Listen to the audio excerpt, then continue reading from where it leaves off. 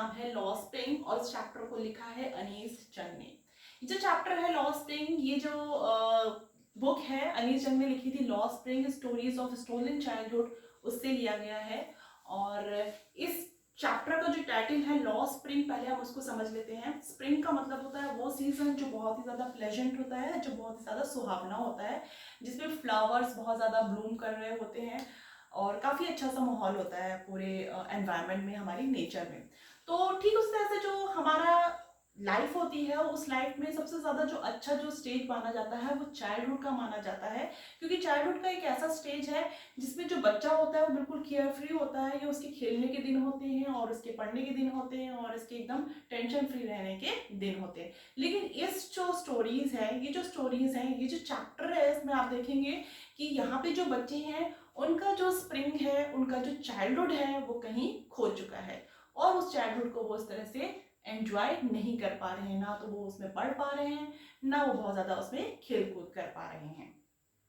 तो आप इसमें देखेंगे कि जो चैप्टर है इसको दो पार्ट्स में डिवाइड किया गया है। पहला जो पार्ट है वो है sometimes I find a rupee in the garbage. यानी इस चैप्टर में आप देखेंगे कि ये जो कहानी है इसमें एक लड़का है जो कह रहा है कि मुझे कभी कभी गार्बेज में 1 रुपया मिल जाता है। अब इस स्टोरी में आई कौन है ये हमें देखना है। इस स्टोरी में जो आई है वो एक लड़का है जिसका नाम है साहिब, और वो लड़का जो है वो बांग्लादेश से आया था, ढाका से आया था कई सालों पहले, क्योंकि उसके जो खेत थे, उसके जो फील्ड थे, उसके जो घर थे, वो ऐसे बहुत सारे तूफान आए थे जिसमें वो खत्म हो चुके थे, जिसमें वो डिस्ट्रॉय हो गए थे, ऐसा उसकी माँ उसको बताती है। तो जिसकी वजह से ये जो साहिब की जो फैमिली है, ये लोग यहाँ आ गए हैं, इंडिया में आ गए हैं। और ये दिल्ली के पास जो एक इलाका है सीमापुरी का, दिल्ली के जो आउटस्कर्ट्स में होता है, वहां पे ये अपने आप को जिंदा रखने के लिए, अपनी रोजी रोटी कमाने के लिए यहाँ पे वो आ गए हैं। स्टोरी शुरू होती है तो इसमें जो ऑथर है अनीस जंग, वो एक कन्वर्सेशन में इन्वॉल्व होती हैं साहिब के साथ में और उससे पूछती हैं कि why do you do this, ऐसा तुम क्यों करते हो। तो जिसपे साहिब उनको ये जवाब देता है कि क्योंकि मेरे पास कुछ और करने के लिए है ही नहीं। तो उसके ऊपर फिर अनीस जंग उससे कहती हैं, साहिब से कहती हैं कि गो टू स्कूल, स्कूल चले जाओ। तो जिसपे साहिब कहता है कि मेरे पड़ोस में कोई स्कूल है नहीं और अगर जब कोई स्कूल बनवा देगा तो मैं जाऊंगा। तो उस पर मजाक करते हुए ऐसे ही अनिल जैन कहती हैं कि अगर मैंने स्कूल बनवाया है तो क्या तुम मेरे स्कूल आओगे।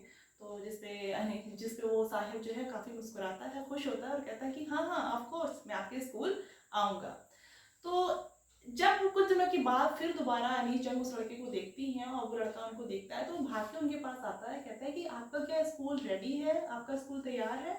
तो अनीस जंग थोड़ा एम्बैरेसिंग फील करती हैं, उनको काफी शर्मिंदा भी होता है। उनको कहती हैं कि अरे इतना आसान नहीं है स्कूल को ओपन करना, है काफी टाइम लगता है स्कूल खोलने में। तो उनको एक एम्बैरेसमेंट भी होता है कि उन्होंने ऐसा उससे वादा किया जो वो पूरा नहीं कर सकती थी। और इमिडिएटली वो ये भी रियलाइज करते हैं कि संसार में, इस वर्ल्ड में ऐसे बहुत सारे लोग हैं जो इनसे वादे करते हैं लेकिन वो कभी भी पूरा नहीं करते हैं। तो कई महीनों से जानने के बाद फिर अनीस जंग एक दिन उससे पूछती हैं, उसी लड़के से पूछती हैं कि तुम्हारा नाम क्या है। तो जिसपे साहिब जवाब देता है कि मेरा नाम है साहिबे आलम, यानी लॉर्ड ऑफ द यूनिवर्स। तो अनीस जंग उस पर ये बताती है आगे कि इस लड़के को अपने नाम का मतलब पता ही नहीं है, और अगर शायद उसको अपने नाम का मतलब पता होता कि उसके नाम का मतलब होता है पूरे ब्रह्मांड का, पूरे यूनिवर्स का मालिक, तो शायद उसको कभी बिलीव ही नहीं होता, क्योंकि वो एक गरीब लड़का है और वो एक रैग पिकिंग का काम करता है। तो ऐसे बहुत सारे लोग हैं, अनीस जंग आगे बताती हैं, ऐसे बहुत सारे बच्चे हैं जो एक आर्मी की तरह से निकलते हैं, बेयर फुट आर्मी की तरह निकलते हैं, यानी उनके पैरों में चप्पल भी नहीं होती है और वो सुबह के टाइम मॉर्निंग बर्ड्स की तरह निकलते हैं और दोपहर में वो डिसअपियर हो जाते हैं, यानी वो गायब हो जाते हैं, चिड़ियों की तरह आते हैं और दोपहर में वो गायब हो जाते हैं। तो ऐसे ही उसमें बहुत सारे लड़कों में से एक दिन अनीस जंग उसमें से एक लड़के से पूछती हैं कि why don't you wear slippers, तुम चप्पल क्यों नहीं पहनते हो। तो जिसपे वो लड़का ये जवाब देता है कि मेरी मम्मा ने मुझे कभी शेल्फ से लाके दिए ही नहीं। तो जिसके ऊपर एक दूसरा लड़का उस पर कमेंट करता है, कहता है कि अगर उसकी मम्मी कभी उसको लाके दे भी देती है तो वो उनको फेंक देता है। तो तीसरा लड़का जो वहां पे खड़ा होता है वो कहता है कि आई वॉन्ट शूज, मुझे शूज चाहिए। क्योंकि कभी उसकी ज़िंदगी में कभी आज तक उसको पेयर ऑफ शूज़ नसीब ही नहीं हुआ था, कभी आज तक अपनी लाइफ में उसने नहीं पहना था। या अगर उन लोगों ने कभी शूज़ पहने भी हैं तो वो ऐसे पहने हुए हैं जो किसी के फेंके हुए पहने होते हैं, या तो यानी कि एक पैर में उनके शूज़ कोई और होता है या कभी दूसरा होता है, इस तरह से वो लोग पहने हुए होते हैं। तो आगे अनीस जंग बताती हैं कि मैंने ट्रैवल करा है अपनी कंट्री में, मैंने काफ़ी ट्रैवलिंग की है कंट्रीज़ में, और मैंने गांव में भी करी है ट्रैवलिंग। तो मैंने देखा कि ऐसे बहुत सारे लोग हैं, ऐसे बहुत सारे बच्चे होते हैं जो बेयर फुट घुमा करते हैं। और क्या फिर वो आगे वो ये सरप्राइजिंगली कहते हैं, क्या ये एक एक्सक्यूज है, क्या ये सिर्फ एक एक्सप्लेनेशन है कि जो बच्चे हैं जो ये बेयर फुट घूमते हैं कि वो ऐसा उनका ये एक्सक्यूज है, क्या यही एक बहाना है गरीबी को एक्सप्लेन करने का? क्योंकि उनका कहने का मतलब ये है कि गरीबी इतनी ज़्यादा है, कंटिन्यूअस गरीबी है, इतनी ज़्यादा परपिचुअल स्टेट है गरीबी की, और इसके बाद ये बच्चे कहते हैं कि ये सिर्फ एक ट्रेडिशन है बेयर फुट रहना। तो ये तो सिर्फ एक एक्सक्यूज है, एक बहाना है गरीबी को अवॉइड करने का या उसको दूर करने का। आगे अनीस जंग बताती हैं कि मुझे एक स्टोरी याद आ रही है जो कि एक आदमी था, उदुपी से था। उसने मुझे बताया था कि जब वो एक यंग बॉय था, जब वो छोटा था, तो जब वो मंदिर जाता था तो उस मंदिर जाने से पहले वो जो है वो स्कूल जाता था और मंदिर बीच में पड़ता था। तो मंदिर में उसके जो फादर थे वही प्रीस्ट थे, वही पुजारी थे, और वो वहाँ जाके मंदिर में पहले कुछ समय के लिए स्टे कर लेता था, थोड़ा ठहरता था, और वहाँ पे वो प्रे करता था, भगवान से प्रे करता था शूज़ के लिए, पेयर ऑफ शूज़ के लिए।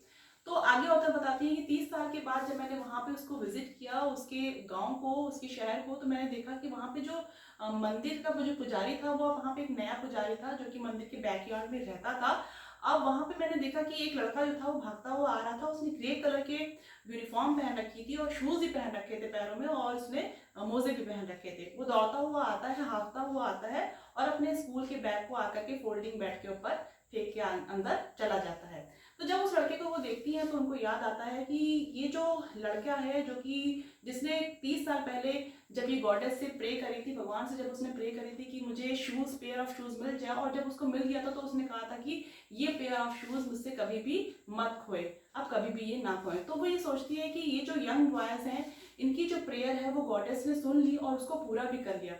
लेकिन ये जो यंग बॉयज़ हैं जो कि उसकी नेबरहुड में रहते हैं, जो कि उसके पड़ोस में रहते हैं, वो अभी भी आज भी वो नंगे पैर घूमते हैं, बेयर फुट घूमते हैं, जैसे कि ये रैग पिकर्स। आगे अनीस जंग बताती हैं कि मुझे एक स्टोरी याद आ रही है जो कि एक आदमी था, उदुपी से था। उसने मुझे बताया था कि जब वो एक यंग बॉय था, जब वो छोटा था, तो जब वो मंदिर जाता था तो उस मंदिर जाने से पहले वो जो है वो स्कूल जाता था और मंदिर बीच में पड़ता था।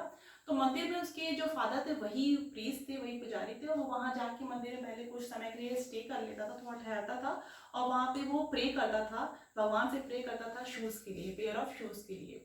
तो आगे ऑथर बताती है कि 30 साल के बाद जब मैंने वहाँ पे उसको विजिट किया, उसके गांव को, उसके शहर को, तो मैंने देखा कि वहाँ पे जो मंदिर का वो जो पुजारी था, वो वहाँ पे एक नया पुजारी था जो कि मंदिर के बैकयार्ड में रहता था।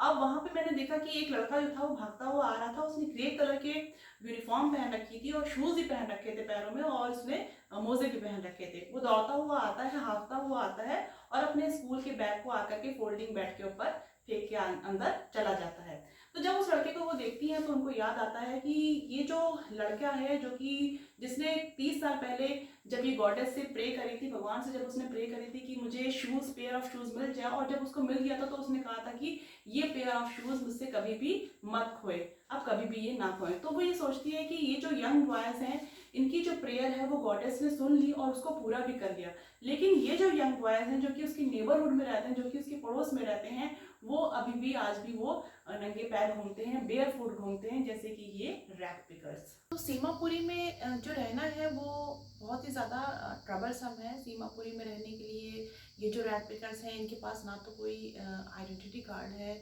ना इनके पास कोई परमिट्स हैं, तो इनके पास सिर्फ राशन कार्ड है, जिसकी वजह से कुछ पॉलिटिशियंस जो होते हैं वो इनको वोटर आईडी में, वोटर कार्ड में इनका नाम एडजस्ट करा पाते हैं।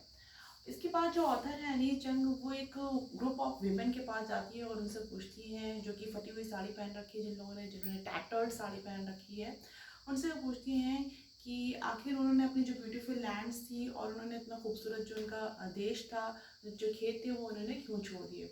तो उस पर उस ग्रुप ऑफ वुमेन जवाब देती हैं कि if the end of the day we can feed our families and go to the bed without an acting stomach, we would rather live here than in the fields that gave us no grain. तो कहने का मतलब यहाँ पे ये है कि वो औरतें ये कहना चाह रही हैं कि अगर हम रात होने पर अपनी फैमिली को खाना खिला सकते हैं तो हम लोग यहाँ रहना चाहेंगे, ना कि वहाँ रहना चाहेंगे, उन खेतों में और उन ब्यूटीफुल लैंड्स में रहना चाहेंगे जहाँ पे हमें कोई अनाज नहीं मिल रहा था। यानी फूड उनके लिए बहुत ज़्यादा इंपॉर्टेंट है, सर्वाइवल उनके लिए बहुत ज़्यादा इंपॉर्टेंट है। और सर्वाइवल का मतलब है रैग पिकिंग यहाँ के लोगों के लिए।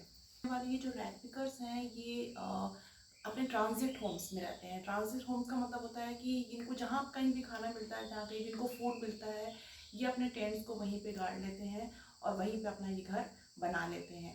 तो जैसे कि आज ये सीमापुरी में रह रहे हैं क्योंकि यहाँ पे इनको फूड मिल रहा है, यहाँ पे इनको खाना मिल रहा है, जिसकी वजह से यहाँ पे रह रहे हैं।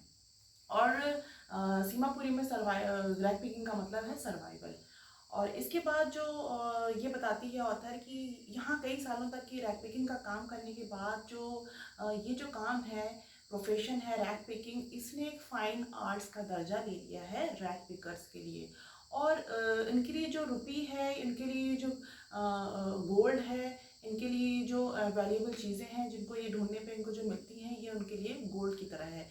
यानी कहने का मतलब ये कोई चीज़ बहुत ज़्यादा जो वैल्यूएबल होती है, अगर ये रैग पिकिंग कर रहे हैं, इसमें अगर उनको 1 रुपये का नोट मिल रहा है या कोई वैल्यूएबल चीज़ मिलती है, it is just like the gold.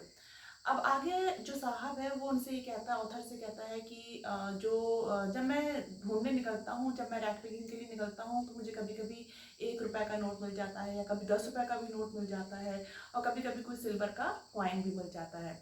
तो ये कहता है जब तो उसकी आंखों में एक चमक सी आ जाती है, उसकी आंखों में जो है एक लाइट सी आ जाती है। तो कहने का मतलब ये है कि बच्चे जो हैं वो यहाँ पे इनके सर्वाइवल में इनके पार्टनर बन जाते हैं रैग पिकर्स के सर्वाइवल में। लेकिन इनके लिए जो रैग पिकिंग का काम है ये डिफरेंट है एल्डर्स से, क्योंकि जो एल्डर्स हैं उनके लिए रैग पिकिंग जो है वो it is a means of survival, वो इनके जीवन यापन का जरिया है। लेकिन बच्चों के लिए क्या है, it is wrapped in wonder. यानी ये बहुत ज़्यादा वो वंडरफुल फील करते हैं जब उन्हें कोई 1 रुपया मिलता है या 10 रुपये का नोट मिलता है, तो वो और ज़्यादा ढूंढने के लिए एक्साइटेड हो जाते हैं, क्योंकि उनके अंदर एक उम्मीद हो जाती है कि शायद अब मुझे कुछ और दूसरी वैल्यूएबल चीज़ मिल जाएगी। तो वन विंटर मॉर्निंग साहेब जो होता है वो एक फेंस गेट होता है, उसके नेबरहुड के क्लब में क्लब होता है, उसके चारों तरफ फेंस्ड जो होता है बाउंड्री वाला गेट होता है, और उसके पीछे से खड़े होकर के वहाँ पे खड़े होकर के जो साहब होता है वो देख रहा होता है।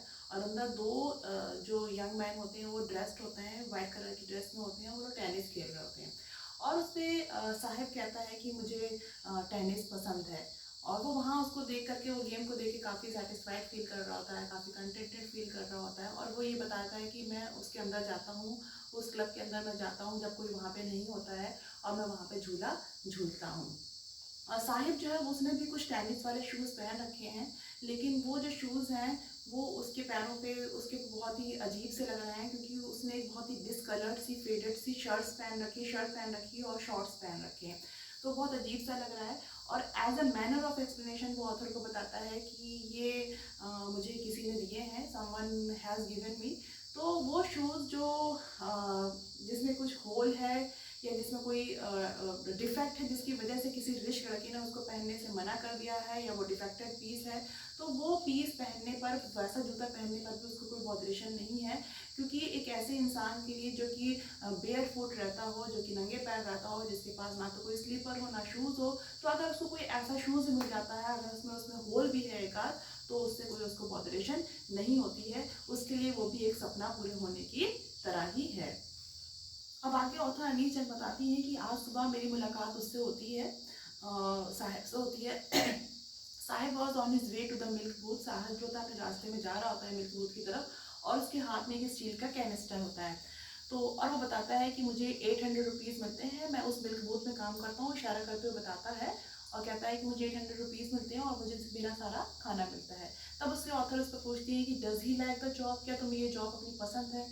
तो वो ऑथर ये ऑब्जर्व करती है कि उसका जो केयर फ्री लुक था, जो पहले रैग पिकिंग के काम में था, जो कि प्लास्टिक का बैग था जिसको वो कैरी करता था, वो बहुत ज़्यादा हल्का था, और जबकि ये जो स्टील का कैनिस्टर है ये बहुत ज़्यादा हैवियर नज़र आ रहा है, बहुत ज़्यादा भारी नज़र आ रहा है।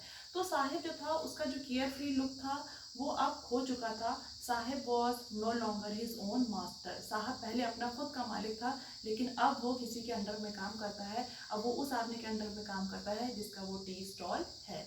तो दोस्तों ये था हमारा पार्ट 1 लॉस्ट स्प्रिंग का। आगे मैं आपको पार्ट 2 भी एक्सप्लेन करूँगी, मेरी नेक्स्ट वीडियो में आप देख सकते हैं वो।